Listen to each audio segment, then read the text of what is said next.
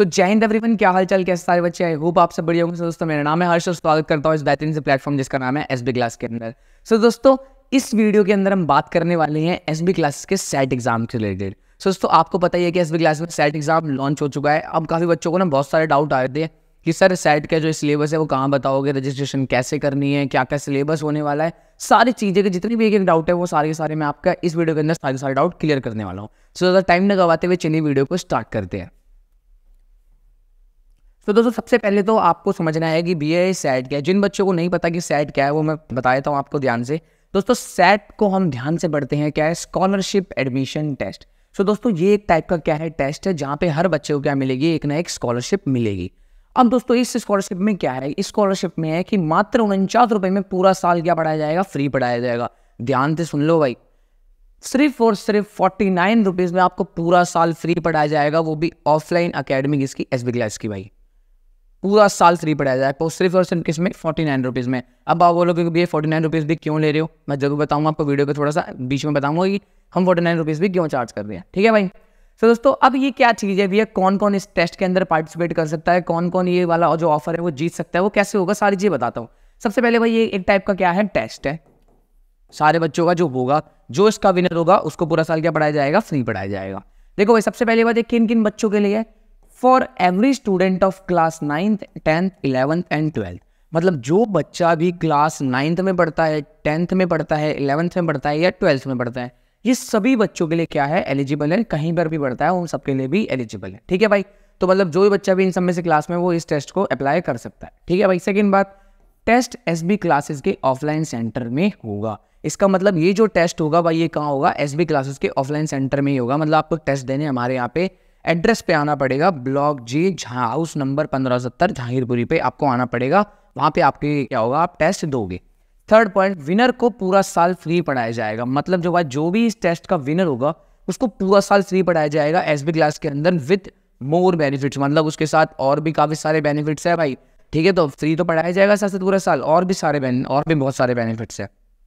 Fourth point, test पूरा MCQs में रहेगा। तो भाई ये चीज़ बहुत मेन है। काफ़ी बच्चों को टेस्ट भी क्या होगा, डिस्क्रिप्टिव टाइप होगा, नहीं भाई, टेस्ट सारा का सारा क्या होगा, एमसीक्यूज टाइप होगा। मतलब ऑब्जेक्टिव टाइप सारे के सारे क्वेश्चन आएंगे।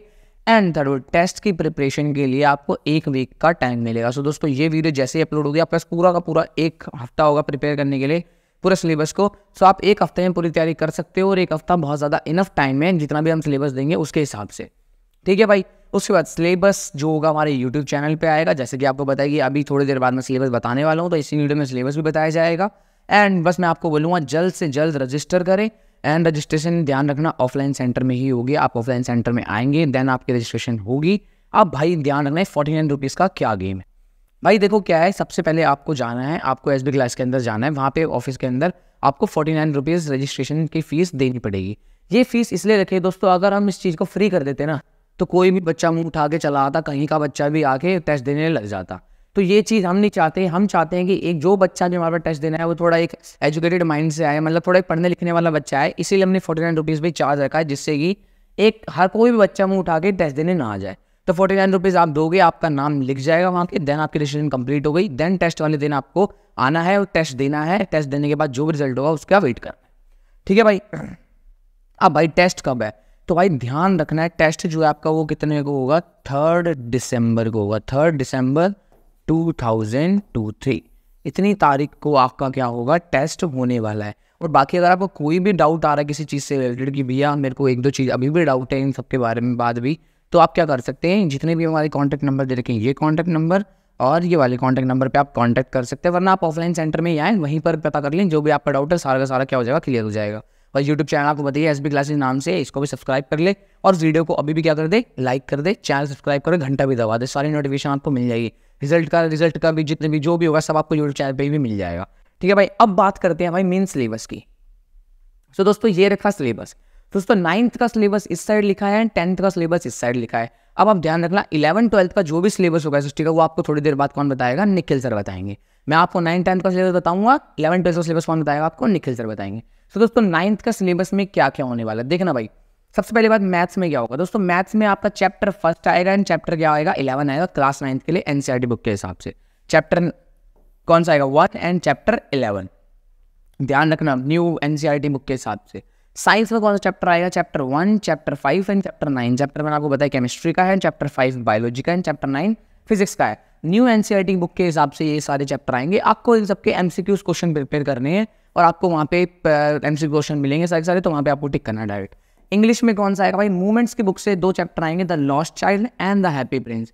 ठीक है भाई। और एसएसटी की बुक से आपके चैप्टर आएंगे, तीनों बुक से एक चैप्टर लिया जाएगा। हिस्ट्री की बुक से आएगा द फ्रेंच रेवोल्यूशन, इकोनॉमिक्स की बुक से आएगा पॉवर्टी एज चैलेंज, सिविक की बुक से आएगा इलेक्टोरल पॉलिटिक्स। ठीक है भाई। अब देखना भाई, अब आती है भाई बात 10th वाले बच्चों की। सो जो 10th वाले बच्चों का मैथ्स का सिलेबस जो रहने वाला है वो रहने वाला chapter 7 and chapter 8, that is coordinate geometry and trigonometry. ठीक है भाई। तो ये 2 चैप्टर आपके न्यू एनसीईआरटी बुक के हिसाब से आपको ध्यान रखनी है। एंड साइंस की बुक से क्या आने वाला है? Chapter number 1, chapter 5, chapter 11। New NCERT की जो बुक है उसके हिसाब से बता रहा हूँ। साइंस सिलेबस आएगा 1, 5 एंड 11, 1 केमिस्ट्री का, 5 बायोलॉजी का, 11 फिजिक्स का। इलेक्ट्रिसिटी आएगा, लाइफ प्रोसेसेस आएंगे and chemical reaction and equations आएंगी। ठीक है भाई। इंग्लिश की बुक से द फर्स्ट फ्लाइट से आने वाला है भाई a letter to God and from the diary of Anne Frank. क्या आएगा भाई? From the diary of Anne Frank आएगा। ये दोनों चैप्टर आएंगे भाई इंग्लिश में। एंड एसएसटी में कौन सा आएगा? Nationalism in India, political parties and money and credits economics से। 3 बुक से एक चैप्टर आपके लिए गए हैं। ठीक है भाई। अब आप बोलोगे भैया ये चारों के चारों तो आपने ले ली, यहाँ पे हिंदी का सिलेबस मिसिंग है। सो दोस्तों हिंदी का सिलेबस हमने इसलिए नहीं डाला क्योंकि काफ़ी बच्चों की, कुछ बच्चों की हिंदी की बुक्स अलग है एंड कुछ बच्चों की अलग है। तो हमने सोचा उससे क्या होगा भाई कि आधे बच्चों के अलग आधे बच्चों के अलग, उससे हमें भी टेस्ट बनाने में दिक्कत आएगी एंड बाकी चीज़ें भी मतलब बच्चों के लिए भी थोड़ा आंसर होगा। इसलिए हमने क्या करा, हिंदी वाली चीज़ को यहाँ पे अभी हमने नहीं रखा टेस्ट में। 4 चीज़ों को ध्यान से रखा है, math, science, English, SST, math, science, English, SST. पूरा का पूरा सिलेबस आपके बोर्ड पे लिखा हुआ है। मैं साइड हो जाता हूँ, एक बार आप स्क्रीनशॉट ले लें एंड अपने घर में इसको चिपका ले। टेस्ट की तैयारी करने के 7 दिन है, टेस्ट की तैयारी करें एंड टेस्ट में फोड़ के आए। ठीक है भाई। तो ये पूरा का पूरा 9th एंड 10th का सिलेबस है। अब भाई ध्यान रखते हैं कितने क्वेश्चन भैया यहाँ पे आएंगे।